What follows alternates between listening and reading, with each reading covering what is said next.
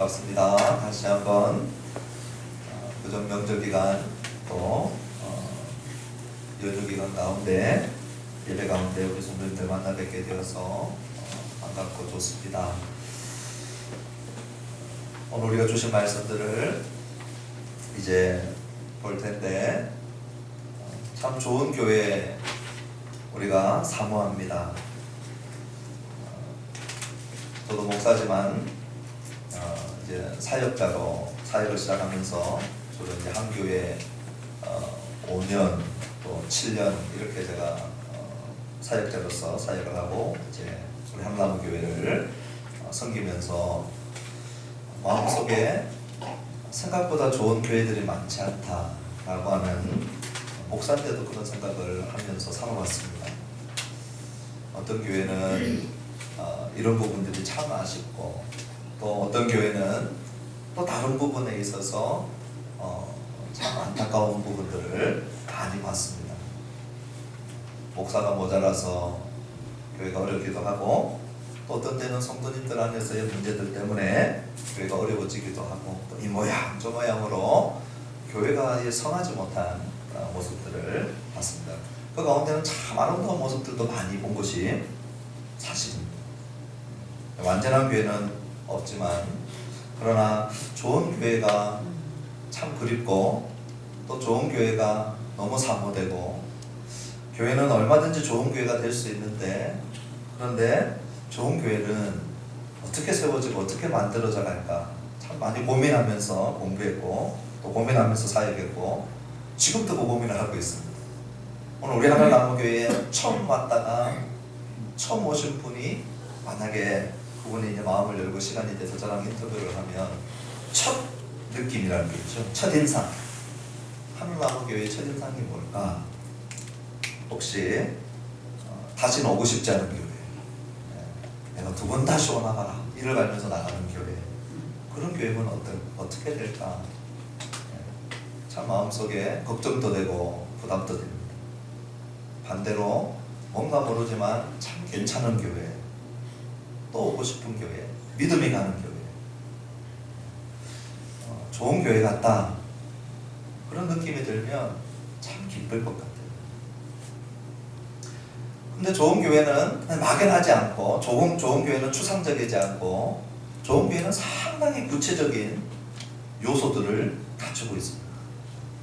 저와 같이 우리 재직들과 우리 하늘나무교회 모든 성도님들 교우들이 오늘 이 시대에 참 교회가 욕을 많이 얻어먹고 손가락질을 당하고 지탄의 대상이 되고 안팎으로 어려움을 겪고 있는 이 시대에 오늘 우리 하늘나무교회가 참 좋은 교회, 우리 나무로 우리 이름을 지었는데 정말 건강한 나무로 잘 자라기 위해서는 어떠한 요소들이 필요한가 오늘 본문에서 이 부분들을 잘 얘기해주고 있습니다. 성경을 읽을 때 우리 하늘나무교회에서 신앙생활 하실 때마다 여러분들이 계속 귀가 따갑도록 듣게 될 텐데요. 그 구절만 보지 말고 앞뒤에서 무슨 얘기를 하고 있는지 문맥을 통해서 보는 일들을 열심히 해야 되는데 제가 큰 문맥을 얘기하면 12장 앞에는 1장부터 11장이 다 지나갔는데 1장부터 11장을 사도 바울이 한 단어로 요약을 한다면 12장 1절에 하나님의 모든 자비하심, 자비라고 하는 것으로 요약을 합니다. 그래서 결론 구절에 사용되는 그러므로 라고 하는 말을 12장 1절에서 했죠. 그러므로 1장부터 11장까지의 결론이 뭐냐? 하나님의 모든 자비다. 자비. 하나님의 자비를 너희들이 다 받았기 때문에 내가 이 자비를 근거로 해서 이제 어떻게 살아야 될 것인가를 권면하고 싶다는 거예요. 그래서 하나님의 모든 자비하심으로 너희를 권하노니 이것이 12장 1절이었습니다. 그러니 이제 바울이 오늘 로마교회에게 2000년 전에 로마에서 가정집에 모여서 핍박을 피하면서 예배드리고 있는 그들에게 또 오늘 우리 하늘나무교회에 모여있는 저와 여러분들에게 우리들을 권면하는 말씀들을 지금 막 한단 말이죠.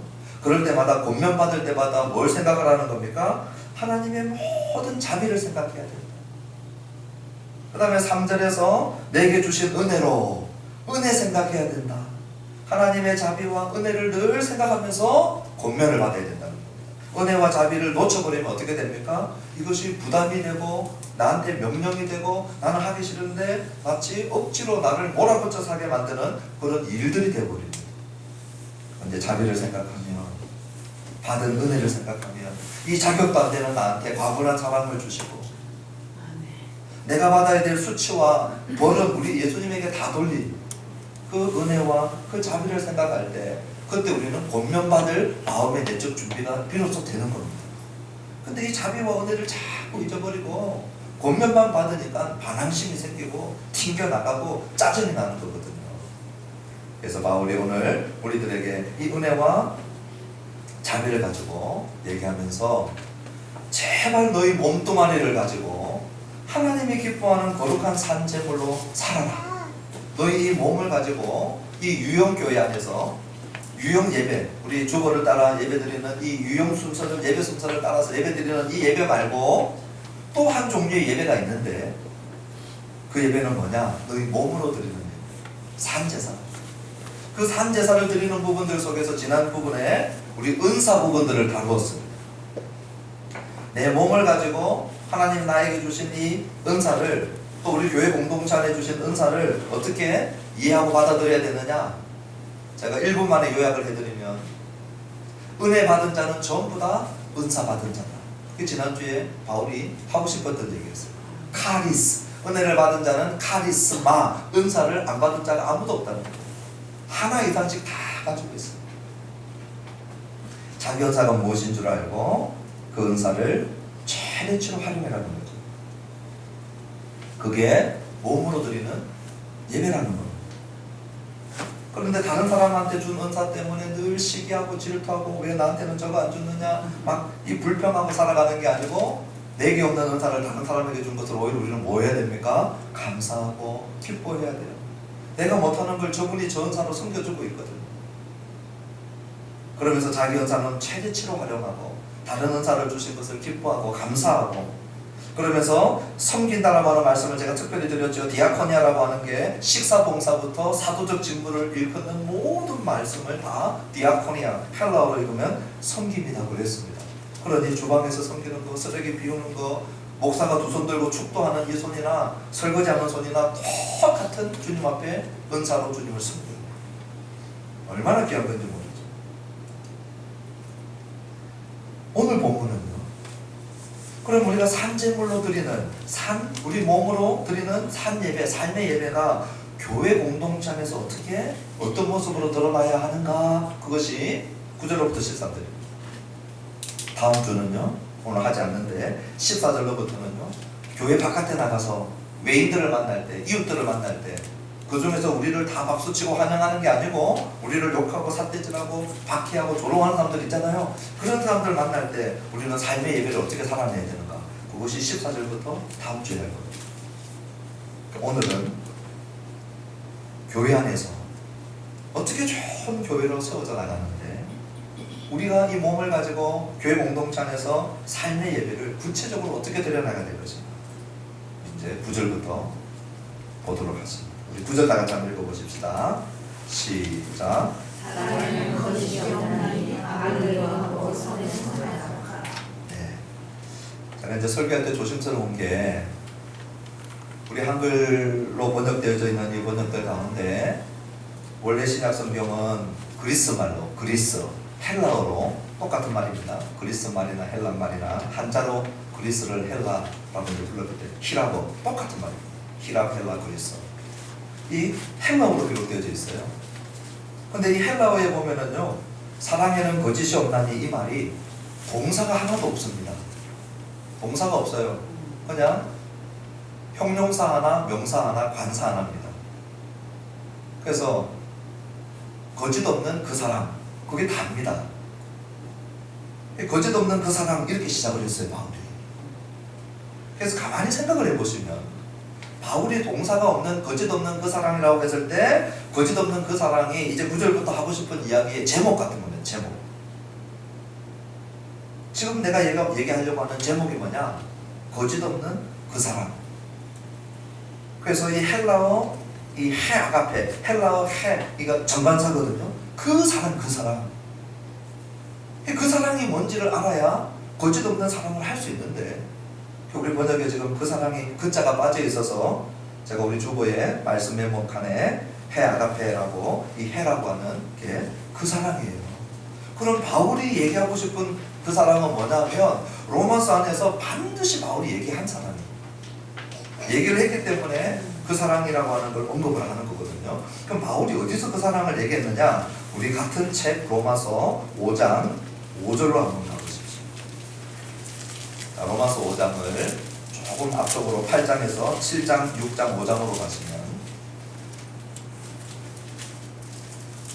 245페이지 로마서 5장 5절을 우리 같이 한번 읽어보십시다. 지금 바울이 얘기한 그 사랑이 뭔지를 얘기하고 있는 거예요. 시작. 소망이 우리를 부끄럽게 하지 아니하면 우리에게 주신 성령으로 말미암아 하나님의 사랑이 우리 마음에 부음바 됨이니. 하나님의 사랑이 우리 마음에 부음바 되는데 성령으로 말미암아 부음바 된다는 거예요. 그래서 오늘 하나님의 사랑을 우리가 어떻게 깨닫게 되느냐?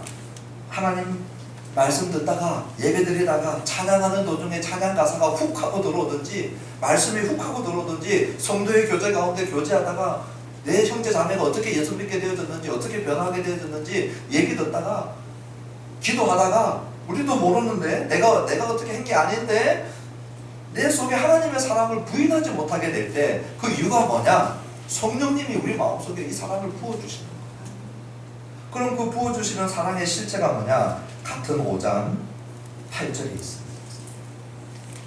우리 5장 8절을 읽어보십시다. 시작. 우리가 아직 죄인 되었을 때에 그리스도께서 우리를 위하여 죽으심으로 하나님께서 우리에 대한 자기의 사랑을 확증하셨느니라. 우리가 주님 앞에 막 헌금하고 봉사하고 헌신했더니 우리 주님이 보시고, 야, 너 참 귀엽다, 내가 너 사랑해 주기를 이제부터 다짐하고 사랑해 줄게가 아니고, 우리가 주님 앞에 공헌한 것, 기여한 것이 하나도 없을 때, 그때가 어느 때라는 거예요. 우리가 아직 죄인 되었을 때에. 죄인 되었을 때 하나님께서 우리를 사랑하셨는데 자기 아들을 내어주면서, 자기 아들을 십자가에 잡으시면서 우리를 사랑하신 그 사랑으로 우리에 대한 자기의 사랑을 뭐 하셨다는 거예요? 확증하셨다는 거예요. 아들의 심장을 붙잡고 내가 너를 사랑한다. 그 사랑을 성령님이 우리 가슴 속에 부어줄 때 멀쩡한 사나이들이 눈물을 흘리고 그 강박하던 내 마음속에 전율이 흐르고 이 예수님이라고 하는 이름 앞에 내 인생의 무릎을 꿇는 그런 역사가 일어나는 거예요. 그래서 로마서 12장 9절로 돌아오면 바울이 해 아가페 그 사랑을 얘기하는 거예요. 그 사랑이 우리 안에 근거가 되고, 그 사랑이 우리 안에 차고 넘치고, 그 사랑이 내 안에 버팀목이 딱 되어줄 때 그때 뭐 할 수 있느냐? 우리는 비로소 거짓 없는 사랑을 할 수 있는 거예요. 여기 거짓 없다라고 하는 이 말씀은 위선적이지 않다라고 하는 말씀입니다. 이 위선적인 모습이 가장 잘 드러나는 것이 이 그리스 문화, 헬라 문화에도 연극이 많았거든요. 가면을 쓰고, 가면 무도회 같이 가면을 쓰고 연극하는 거예요. 가면을 쓰고 연극할 때마다 그 사람의 진짜 얼굴은 안 보이는 거죠. 그래서 가면을 벗고 위선적이지 않는 진정성 있는 사랑, 바울이 이 얘기를 합니다. 이 사랑이 제일 잘 드러난 것이 어디예요? 십자가에서 가장 잘 드러났어요. 그리고 그 사랑을 우리가 성령의 도움으로 말미암아 받고 알고 누리는 자들이 이제 할 수 있는 것이 뭐냐? 거짓 없는 사랑을 우리 공동체 안에서 행할 수 있는 것이죠. 교회에서 언제 가장 많은 상처를 받느냐? 여러 종류가 있는데, 앞에서 그렇게 친절하고 상냥하게 서로를 대했는데 뒤에 딱 돌아서 가지고 뒤에서 험담하고 비방하고 한 명을 죽여내는 거예요. 목사도 목회 활동을 하면서 어려울 때가 있어요. 언제 어렵느냐? 앞에서는 분명히 그냥 천사의 미소를 하고 아무 문제가 없는 것처럼 했는데 뒤에 돌아가가지고 그냥 있는 것 없는 것, 사실 플러스 사실이 아닌 것까지, 그래서 온갖 얘기들이 돌아와서 험담인데, 영어로 험담이 이 백바이팅이거든요. 백이 등에 등 뒤에서 물는 거예요. 정면에서는 웃고 등 뒤에서는 물어버리는 거죠. 상처받아요. 우리 성도님들이 언제 상처받습니까? 성도 간에 교제를 했는데 자기들 안에서 만나서 교제하면서 그냥 그렇게 잘 지내고 하하호호 하고 지냈는데 뒤에 돌아가면 뒤에서 그렇게 험담을 하는 거죠. 이게 뭐예요? 가면을 쓰고 거짓 사랑을 하는 거예요. 거짓 사랑. 그래서 제가 목회하면서 참 감사한 성도님들이 있어요. 목사님 힘이 듭니다. 목사님 어려움이 있습니다. 시험거리가 있습니다. 저한테 와서 직접 얘기할 때 따끔해요. 놀라기도 해요. 그런데 그렇게 고마워요. 직접 와서요 얘기합니다. 우리 성도님들 안에 교제하다 보면 오해할 만한 것들도 있고 시험될 만한 것들도 있잖아요. 그럴 때 어떻게 해야 됩니까? 직접 얘기해야 돼요. 진정성을 가지고 얘기해야 돼요. 그 안에서 우리가 공감하게 되고 서로 용서를 구하게 되고 이해하게 되고, 이게 뭡니까? 거짓 없는 사람이에요. 오늘부터 우리는 결심해야 돼요.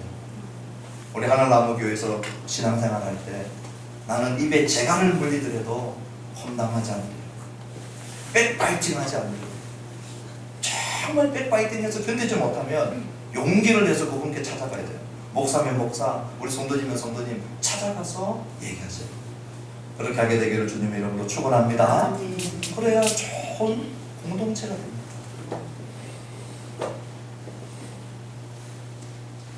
오늘 9절 하반절에 보니까요, 거짓 없는 사랑, 진정성 있는 사랑, 어떤 사랑이냐? 악을 미워하고 선에 속한 사랑이에요. 강단에서 목사가 대중가요 얘기를 하기가 좀 죄송스러운데, 제가 어렸을 때 정말 제가 기억을 못하겠어요. 정수라라고 하는 여자 가수가 있었어요.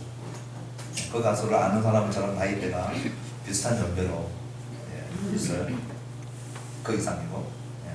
제가 제목은 잘 기억이 안 나는데 이런 가사가 있어요. 난 네가 좋아하는 일이라면 뭐든지 할 수 있어. 오늘 우리 구절하고는 맞지 않는 얘기예요. 세상의 사랑 개념은 뭐예요? 네가 좋아하는 일이라면 난 뭐든지 할 수 있어. 그게 악이든 선이든, 그게 불이든, 그게 진리든, 그게 참이든, 이 상관하지 않겠다. 뭐든지 할 수 있어. 성경이 얘기하고 있는 진정성 있는 사랑이 뭡니까? 악을 미워하고 선에 속한 사람이에요. 여기 미워하다라고 하는 이 말이 증오한다라고 하는 말이에요. 악을 증오하는 것이죠.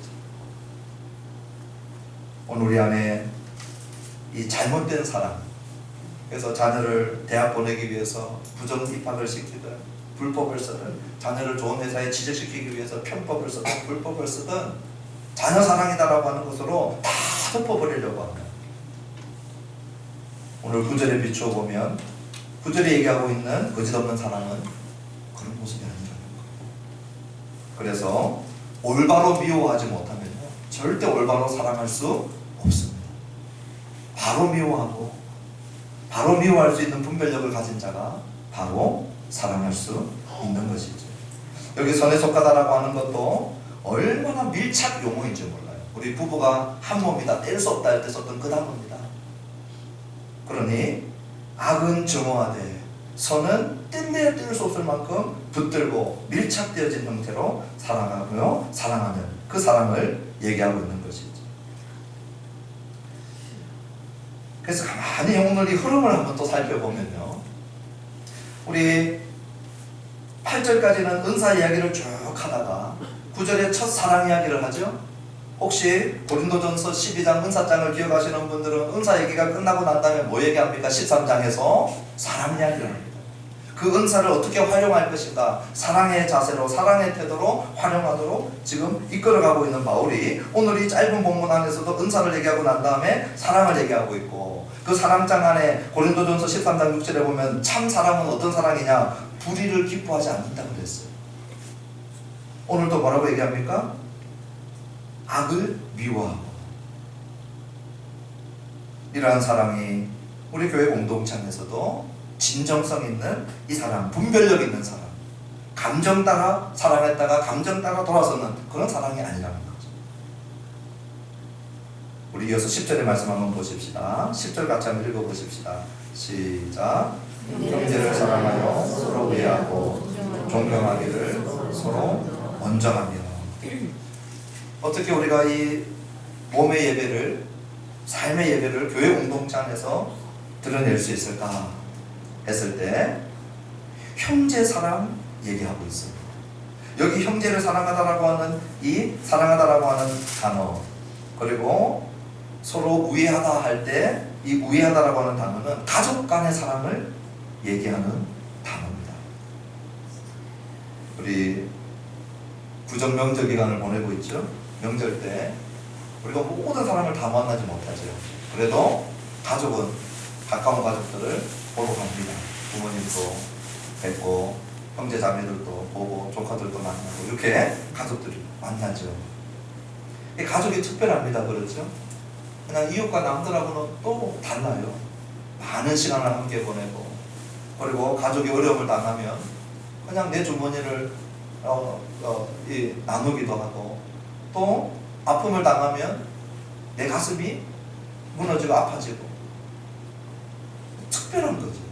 지금 바울이 이 10절에서 얘기하고 있는 이 로마 교회야, 하늘나무 교회야, 너희들 안에 어떤 사랑이 지금 행해져야 되느냐? 가족 간에 사랑하는 그 가족적인 사랑을 얘기하고 있는 거예요. 형제를 사랑하며 서로 우애해라, 이 말이 가족 간에 헌신하는 그 깊이 있는 헌신적인 사랑을 요구하고 있는 거예요. 그러면서 그 안에 무엇을 요구하고 있느냐? 존경하기를 서로 원죄해라 그랬습니다. 그래서 복음의 가치는요, 복음을 이해한 자, 복음을 아는 자, 복음을 아는 사람들이 모여있는 공동체의 특징은 뭐냐? 사랑과 함께 존중의 문화가 만들어져요. 반드시 그렇게 되어 있습니다.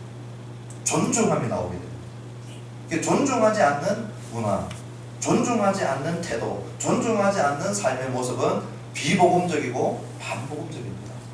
복음이 들어가면 존경하기 시작하는데 이 존경이 어디서 나오느냐? 오늘 하나님의 말씀을 읽어가다 보면 하나님이 사람을 만드셨는데 사람만 하나님이 만든 피조물들 가운데 유일하게 하나님이 자기 형상으로 만들었어요. 다른 어떤 피조물도 하나님의 형상으로 만든 게 없어요. 그러니 오늘 우리 지체를 바라볼 때 어떻게 바라보는 것입니까? 무슨 옷을 입었는지, 어느 대학을 나왔는지, 어느 지역을 나왔는지, 무슨 차를 타고 다니는지, 어느 아파트에 사는지, 이게 아니고 오늘 우리 형제 자매를 서로 바라볼 때 어떻게 바라봐야 되는 거예요? 하나님의 형상으로 지원받은 자로. 그리고 예수 믿은 우리 지체들은 그 안에 그리스도께서 계셔서 그리스도의 형상, 하나님의 형상을 바라보기 시작할 때 뭐 하게 되냐? 우리 안에 진정 어린 존중이 나옵니다. 그런데 하나님의 형상도 보지 못하고 그리스도의 형상도 보지 못하니까 뭐만 남아요? 껍데기만 가지고 보는 거예요. 외모만 가지고 보는 거예요. 이게 어떻게 보는 겁니까? 로마 시대에 로마 사람들이 서로를 볼 때 그렇게 봤어요. 계급으로 보고, 힘의 논리로서 보고. 지금 세상이 그렇게 돌아가죠? 바깥에 나가면 전부 다 그런 것들로 사람을 다 재단하고 평가해 버려져요. 그런데 교회 안에 들어와서는, 좋은 교회는 어떤 교회예요? 들어왔을 때 그 사람의 사람됨으로, 하나님의 형상으로, 그리스도 때문에, 그리스도의 형상 때문에 그를 그 자체로 뭐 하는 겁니까? 존중하고. 또 우리 앞쪽에 나와 있는 문맥상 은사로 따지면 어떻게 될까요? 내가 가지고 있는 은사가 저 사람은 안 가지고 있고, 또 저 형제 자매를 봤더니, 저 집사님을 봤더니 나한테 없는 은사를 저가 가지고 있어요. 그걸 뭐 하는 거예요? 존중하는 거예요. 목사는 성도님들을 존중하고, 성도님들은 목사님을 존중하고, 셀원들은 셀리더를 존중하고, 셀리더는 셀원들을 존중하고, 우리 기신자들은 새로 오신 분들을 존중하고, 새로 오신 분들도 우리 안에서 이 존중의 문화 안에 자연스럽게 녹아들어가는 거예요. 오늘 교회가 과연 이 존중이 있습니까? 거의 조폭도 쓰지 않는 언어를 강대상에서 써서 휘두르고 성도님들을 꼭두각시보다 못하게 여기고, 그리고 교회 안에 교제 간에 언어와 대화들이 존중이 하나도 없는 그러한 대화들이 오가는 그러한 모습은 신약 성경이 보기를 원했던 교회 공동체의 모습이 아니라는 겁니다. 우리 하늘 남은 교회 안에서 이 존중의 문화가 잘 세워지고 자리 잡게 되기를 주님의 이름으로 축원합니다. 또 하나 우리 10절에서 봐야 될 단어가 있는데요, 10절에서 나오는 단어를 유심히 찾아보십시오. 뭐가 나오냐면요, 서로라고 하는 단어가 계속 나옵니다. 제가 이전에 안 받아보다가 최근에 받아보는 질문이 있어요. 질문의 유형이 다 달라요. 거의 한 10년 주기로 질문의 유형이 바뀌는 유형이 있어요. 근데 최근 10년에 가장 많이 받았던 질문 중에 하나가 뭐냐, 인터넷 예배를 어떻게 생각하십니까? 제가 학교에서도 그 질문 받고 또 우리 성도님들에게도 그 질문 받아요. 이게 무슨 말인지 아시죠? 요즘에 인터넷 들어가면 그냥 골라 잡아야 돼요, 설교를. 그리고 뭐 수천 편의 설교가 있죠. 막 비디오로 다 나오고. 그러니까 막 골라 잡는 설교. 그러니까 어떻게 합니까? 내가 들어가서 리모컨 켜가지고 내가 듣고 싶은 설교 찍어서 그거 듣고, 그리고 워낙 이제 그렇게 하는 거 요거도 먹으니까 내가 온라인 계좌로 온라인 흥가지 하면 되지. 그러면서 나는 신앙생활 한다. 여기에 대해서 하자 있습니까? 이런 질문이에요. 이게 뭐가 문제입니까? 이런 질문이에요. 딱 한마디로 대답해 줄 수 있어요. 서로가 없다. 오늘 여기 10절에 서로 우애하고 서로 존경하고 서로 존경하기를 먼저 하라. 컴퓨터하고 나하고 서로가 안 되지. 인터넷 예배 결정적인 비성경적 요소가 뭡니까? 거기 말씀도 있고 내가 헌금도 할 수 있는데 예배 다 드릴 수 있는데 예배 드리면 안 됩니까? 안 됩니다. 신약 성경이 알지 못하는 형태의 예배입니다. 서로 우애하고 서로 존경하기를 먼저 하고 서로를 필요로 하는 지체를 이루는 공동체를 신약 성경이 인정하고 있는 예배 공동체거든요. 이 말은 인터넷을 통하여 배우기도 하고 말씀을 그것도 못하게 하느냐, 그건 전혀 아닙니다. 그러나 그것이 교회가 될 수 있느냐? 될 수 없다는 것을 오늘 이 본문이 얘기하고 있는 것이죠. 우리는 서로의 은사가 필요하고 우리는 서로가 필요한 그러한 지체로서 우리 주의 몸으로 함께 이루어져 가고 있는 공동체가 교회 공동체이기 때문에 오늘 이 서로의 소중함들을 잊지 않게 되기를 주님의 이름으로 축원합니다. 11절 같이 한번 읽어보십시다. 시작. 주제하여 게으르지 말고 열심을 품고 주를 섬기라. 11절의 핵심적인 것은요, 열심. 이 열심을 품어라, 이 말을 하고 싶어서 앞쪽에 두 개나 얘기한 거예요. 부지런해라, 게으르지 말라, 열심내라, 이 말을 한 거거든요. 이게 왜 이야기를 하냐면 교회 신앙생활을 쭉 하다 보면 이렇게 슬럼프가 올 때도 있습니다. 어떤 사람도 슬럼프를 탑니다. 그렇기 때문에 한 공동체 안에서 열심히 섬기시는 분들이 기운이 빠질 때도 있고, 열심히 신앙생활 하는데 힘이 안 날 때도 있고, 오늘 나에게 주신 은사를 가지고 나에게 주신 직분을 가지고 계속 달려가고 싶은데 달려갈 힘이 안 생길 때가 옵니다. 그럴 때가 있어요. 그럴 때가 있기 때문에 오늘 이 11절의 말씀이 있는 것입니다. 그런 것도 없다.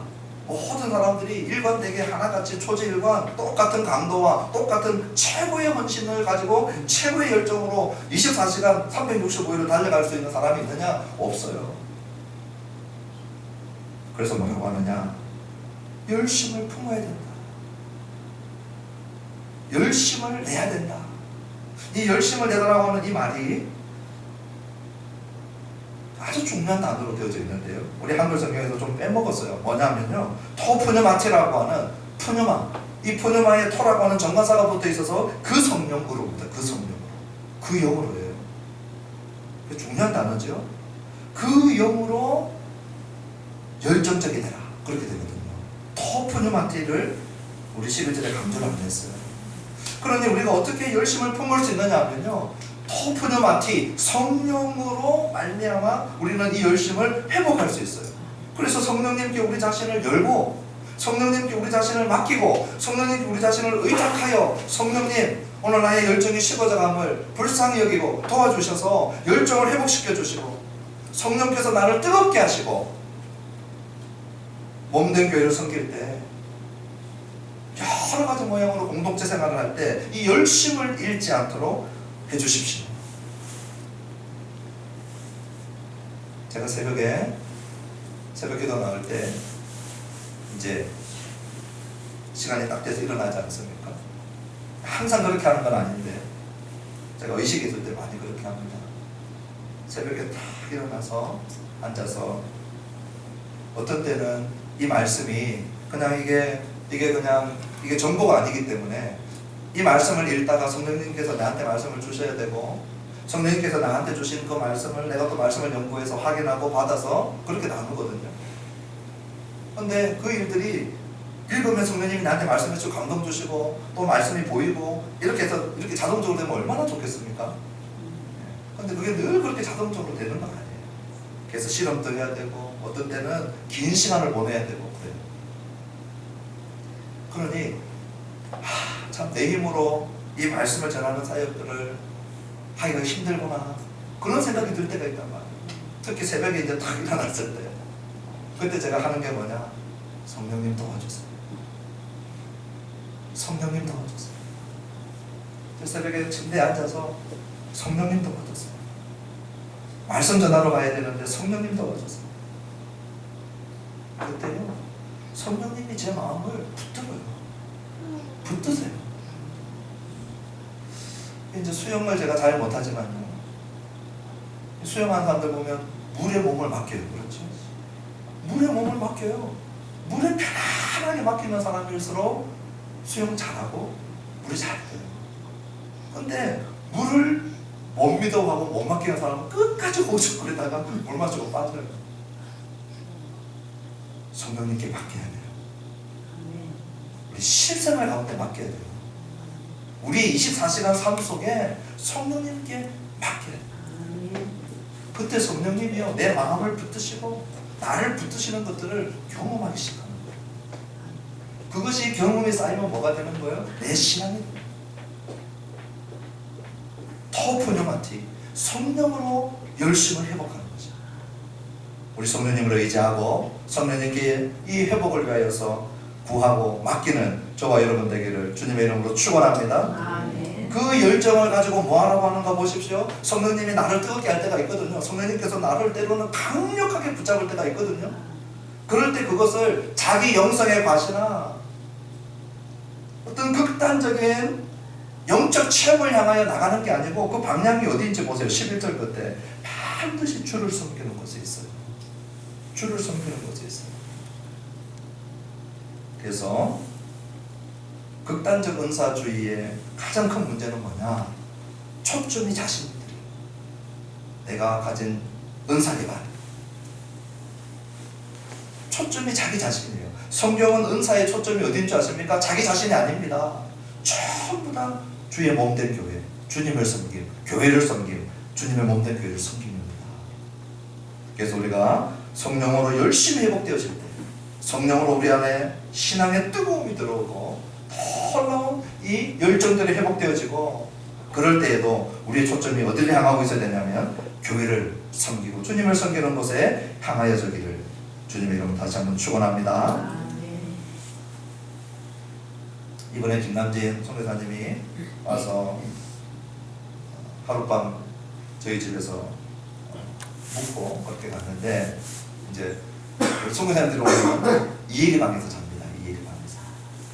이혜리는 우리 방으로, 이덕심 선교사님이 어떤, 김동영 선교사님이 어떤, 우리 김남진 선교사님이 어떤 오시면 선교사님들 그 방으로 이제 그 방에서 주무시는데, 지난 그 뇌수술을 하고 나다 제가 그 뇌수술할 때 봤거든요. 보니까 휠체어 타고 그 우렁차게 목소리도 우렁찬 목소리를 얘기하던 친구가 말도 못하고 걷지도 못하고, 이제 치료를 받고 돌아갔지만 요번에 와서는 우리가 정말 눈을 의심할 만큼 온전하게 이렇게 많은 부분들이 회복되어 있어서 감사했는데, 그게 제가 그 재활하는 기간에 자주 제가 안 물어봤어요. 얼마만큼 재활됐느냐, 얼마만큼 재활, 이게 자주 안 물어봤어요. 여러 생각 때문에 안 물어봤어요. 어쨌든 요번에 와서 이제 직접 얘기할 때까지 기다렸었어요. 참 재활하는 시간이 쉽지 않았을 텐데 예상됐거든요. 딱 하루 극심한 우울증을 겪었다고 그러더라고요. 가장 큰 위로가 태어난 지 한 살 된 몇 개월 안 되는 하나였거든요. 하나만 보면 위로가 돼가지고 하나는 나의 위로다 하면서 이제 그렇게 하나님이 하나를 통해서 위로를 많이 주셨는데, 그날 극심한 우울증이 온 날 하나를 봤는데도 위로가 안 되더라고요. 왜 그럴까요? 그러면서 눈물이 나는데 그냥 하늘이 돌린 것처럼. 그래서 거리를 나가봤는데 거리에서도 눈물이 나서 기차를 타면 좀 나으려나 해서 시내로 가려고 기차를 탔는데 기차에서도 눈물이 나요. 거리를 걸어도 런던 한복판을 걸었는데도 눈물이 나요. 감사한 건 그게 그날 하루로 끝나서 다행인데, 이래서 사람들이 극단적인 생각도 안 하구나. 그 시간을 통과하면서 이 얘기 하려고 했던 거예요. 그 시간을 통과하면서 자기 인생을 돌아보는데 하나님이 나를 데려갈 수도 있는, 언제 데려갈지 모르는 지금 내추럴이 왔기 때문에 그 상황에서 삶을 돌아보니까 모든 게 정리가 되더라고요. 우리 주님과 관련된 거 빼놓고는 하나도 끝까지 갈 수 있는 게 없구나. 그게 너무나도 명확하게 보이더라고요. 그러면서 우리 주님의 말씀, 주님을 섬긴 것, 이것은 영원하고 이것은 위로가 되고 이것은 끝까지 가는데, 그거 외에 많은 것들을 실험하고 고민하고 염려하고 했던 많은 것들 가운데 다 분별이 되어지고 정리가 되어졌다. 그러면서 우리 주님을 붙들고 주님을 섬기고 주님과 관련된 일들을 하는 것이 얼마나 복된 일인가, 그 얘기를 저한테 할 때 제가 참 가슴 뭉클했어요. 오늘 여기 11절 부지런하고 게으르지 말고 열심을 품고 저와 여러분들이 주님을 섬기고 주님의 몸된 교회를 함께 섬겨나가는 저와 여러분 되기를 다시 한번 주님의 이름으로 축원합니다. 12절 보십시다. 같이 한번 읽어보실까요? 시작. 소망 중에 즐거워하며 환난 중에 참으며 기도에 항상 힘쓰며. 우리 제물 삶의 예배를 드리는 자의 어떻게 보면은 이 자세입니다. 우리 앞쪽에 두 가지는 뭐 하는 거 아무것도 없어요. 우리 마음의 중심 자세입니다. 어떻습니까? 소망 중에 즐거움이 있어야 된다는 것입니다. 우리 교회 공동체 생활할 때 우리가 맡은 다양한 은사들을 가지고 직분들을 가지고 섬겨 나갈 때, 그때 오늘 내 마음속에 뭐가 있어야 되냐면 소망 중에 즐거움이 우리 안에 있어야 된다는 거예요. 그래서 제가 이 소망은 전부 다 복음 안에 우리 예수님 안에서 주어진 것인데, 아직 우리가 소망은 이 땅에서 다 받은 게 아니죠. 그렇죠? 남아있는 것들입니다. 그렇기 때문에 소망하면서 기다리는 거거든요. 그 소망 가운데 제일 극치가 어디냐? 새 하늘과 새 땅입니다. 계시록 마지막 장에 보면 새 하늘과 새 땅이 임합니다. 아멘 하셔도 됩니다. 우리가 지금 죽으면 천국 갑니다. 맞습니까? 그 천국은 우리 주님의 재림과 함께 이 땅에 도래할 천국이라고 성경은 우리들에게 얘기해주고 있어요. 우리가 주기도문 그렇게 날마다 기도하시죠? 하늘에서 이루어진 것처럼 어디에서도 이루어지리이다? 땅에서도 이루어지리이다. 그러므로 지금 우리가 보고 있는 이 땅은 죄로 오염된 땅인데, 우리 주님이 다시 재림하실 때는 이 죄의 오염이 다 거두어지고 완전히 새로워지는, 그래서 재창조, 새창조라고 하는 말은 하지만 우리 하나님께서 만드신 이 땅이 완전히 새로워지는, 그래서 새 예루살렘, 새 하늘과 새 땅이 도래할 터인데, 그 도래는 아직까지 임하지 않았기 때문에 남아있는 것이고, 그 날이 도래할 때 우리 신자들은 어떻게 됩니까? 우리 주님과 함께 다스리고 통치하는 거예요. 에덴 동산에서 아담과 하와가 했던 그 일들을 아담과 하와는 실패하고 끝났지만 우리 예수님 때문에 우리는 회복되어져서 우리 주님과 함께 에덴 동산 정도가 아니라 이 회복된 만물을 다스리고 통치하는 일에 우리 신자가 그 일들을 하는 자리에 들어가는 거예요. 여러분 이 말씀을 듣고도 놀라지 않으십니까? 네. 그래서 저는 이 신자들은 땅에 너무 집착하지 말라. 저는 그 얘기 꼭 해드리고 싶어요. 이 땅에서 나는 내 재산이 1000평도 없냐, 100평도 없냐, 이 한 평도 없느냐, 좀 있으면 좋긴 하겠는데 목사로서 우리 성도님들이 좀 가지시지. 그런 마음도 들기도 해요. 그런데 못 가졌다 할지라도 너무 서러워하지 마십시오. 새 하늘과 새 땅이 우리의 것입니다. 새 하늘과 새 땅이 우리의 것입니다. 그 소망 중에 즐거워하는 겁니다. 할렐루야. 네, 이거는 진짜 소망이에요. 그 다음에 저는 성경을 참 좋아합니다. 왜냐? 성경은 추상적인 얘기하다가 끝나지 않아요. 이상론을 펼치다가 끝나지 않아요. 우리의 신앙생활이 소망만 있느냐? 바울이 환난도 있다는 거. 그래서 저는 말씀을 정말 좋아해요. 말씀은 정말 정직해요. 신앙생활 해보십시오. 우리 교회 교제생활 해보십시오. 환난이 있어요, 없어요? 있어요. 우리 조은미 자매 사역 열심히 하고 신학 열심히 공부하고 어린이 사역도 없고 중국으로 돌아가다가 잡혔어요. 환난도 있어요. 환난 당할 때 성도들의 자세는 어떻게 해야 됩니까? 참는 거예요. 인내하는 거예요. 그런데 이를 악물고 해병대 정신으로 인내하는 것이 아니고 기도에 힘쓰면서 이 환난을 참는 것이에요. 우리 마지막으로 한 군데만 찾아보실까요? 같은 로마서 8장입니다. 마지막으로 찾아보는 겁니다. 8장 24절, 25절, 26절, 27절 네 구절인데요. 소망과 참음과 기도, 이 각도로 한번 보십시오.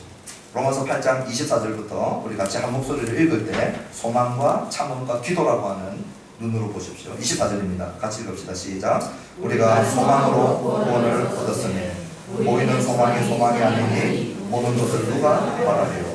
만일 우리가 보지 못하는 것을 말하면 참음으로 기다릴지니라. 이와 같이 성령도 우리의 연약함을 도우시나니 우리는 마땅히 기도할 바를 알지 못하나 오직 성령이 말할 수 없는 탄식으로 우리를 위하여 친히 간구하시느니라. 마음을 살피시는 이가 성령을 생각을 하시나니 이는 성령이 하나님의 뜻대로 성도를 위하여 간구하시니라. 자, 24절은 소망 이야기입니다. 25절은 참음으로 기다리죠. 참음 얘기입니다. 26절, 27절은 기도 이야기인데 이 기도는 성령님이 우리를 위하여 중보하는 중보기도 이야기입니다. 소망, 참음, 기도. 자, 이것을 기억하시면서 오늘 우리 12절, 12장 12절로 오세요. 똑같은 얘기를 하는 겁니다. 소망, 참음, 기도. 소망, 참음, 기도인데 뭐만 다르느냐? 기도만 달라요. 그래서 부분적으로 읽으면 안 된다는 얘기가 이 말씀이에요. 로마서 8장에서는 누가 우리를 위해서 기도합니까? 성령님이 우리를 위하여 실패가 없는 적중하는 기도를 하고, 그리고 오늘 여기 로마서 12장 12절에서는 누구의 기도를 요구하고 있는 거예요? 우리의 기도를 요구하고 있는 거예요. 성경은 이 두 가지를 다 얘기해 주고 있어요. 성도들은 기도에 헌신하되 오늘 우리만 우리를 위하여 기도하고 있는 것이 아니고 성령께서 우리를 위하여 기도하고 있음을 기억하면서 기도하는 저와 여러분 되기를 축원합니다. 마지막 13절입니다. 읽읍시다. 시작.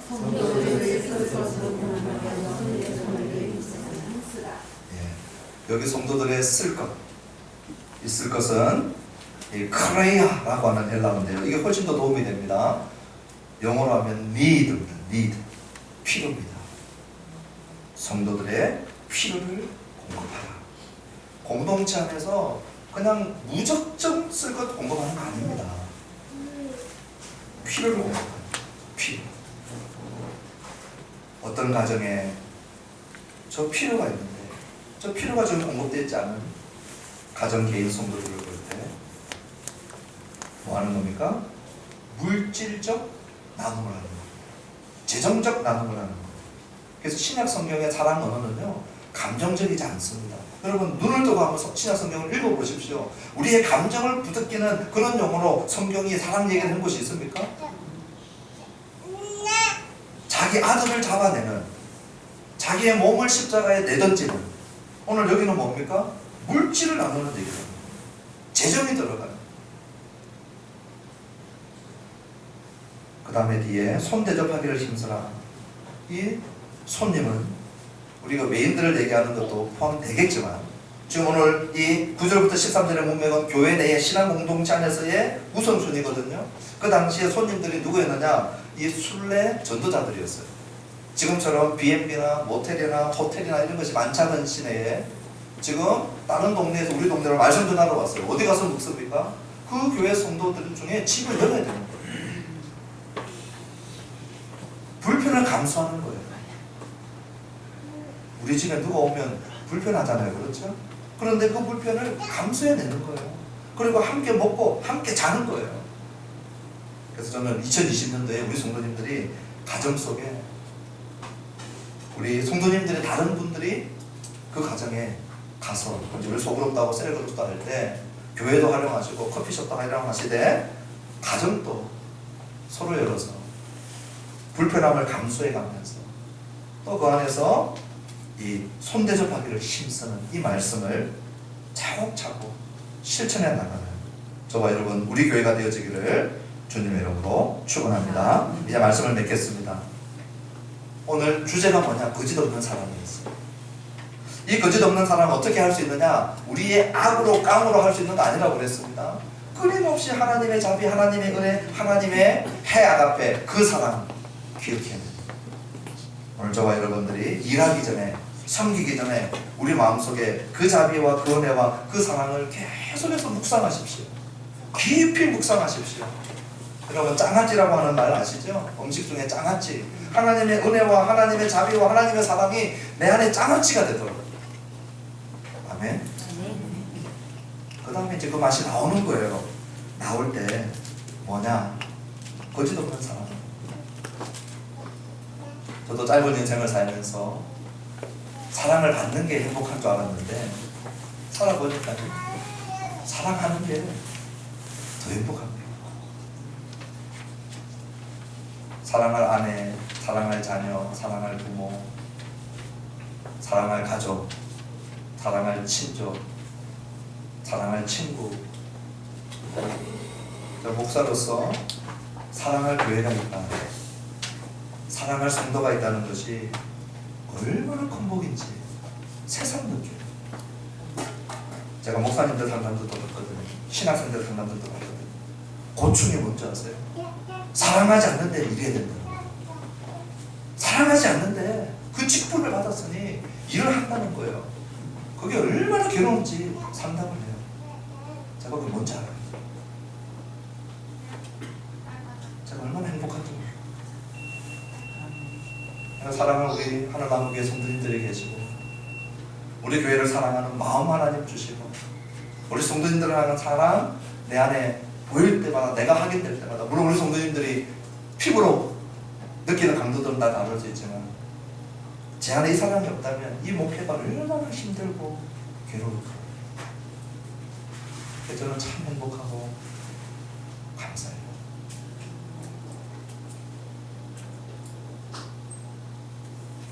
이 사랑의 구체적인 특징 중에 하나가 뭐냐? 위선적이지 말아야 된다는 거. 그 중에 우리 입으로 하는 것들, 비방과 험담을 멈추고. 저는 가끔 그런 얘기를 했어요. 우리 아내 집사님이 남편 집사님한테 모시기 그 시기를 비방하면 등을 돌려라. 침대에서도 등을 돌려라. 내 자식의 영성을 죽이고 신앙을 죽이는 지름길은 그 교회의 영적 리더들을 자식 앞에서 비방해봐라. 바로 죽습니다. 내 자녀들 영성 바로 죽습니다. 무슨 말씀을 듣겠습니까? 오늘 우리 하늘나무교회는요 서로 간에 비방과 흠남을 멈추고 정말 어려움이 있고 아픔이 있으면 찾아가서 진정성 있는 대화를 할 수 있는 그런 교회가 되기를 주님의 이름으로 축원합니다. 또한 우리가 존중해 보랍니다. 그렇죠? 정말 존중합니다. 하나님의 형상, 그리스도의 형상 끊임없이 바라보면서 다양한 은사, 존중하는 그러한 존중한 문화가 우리 한남교회에 있기를 축원합니다. 아멘. 그리고 재정적이고 헌신적인 사랑의 수고를 하는 우리가 되는 겁니다. 몸이 가고 그리고 물질이 가는 겁니다. 거기에 사랑이 녹아들어요. 감정만 있는 것이 아니라 이것은 수고를 해야 됩니다. 그래서 데살로니가전서 1장 3절을 보면요, 믿음의 역사와 사랑의 수고, 사랑을 얘기할 때 수고라고 얘기해요.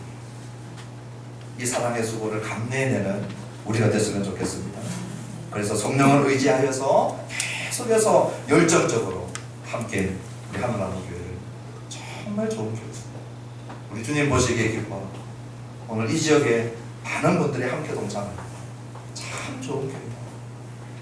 그런 교회로 함께 세워나가기를 주님 이름으로 축원합니다. 우리 그 사랑 찬양하시고 축복 예배를 마치십시오. 아버지 사랑 내가 너를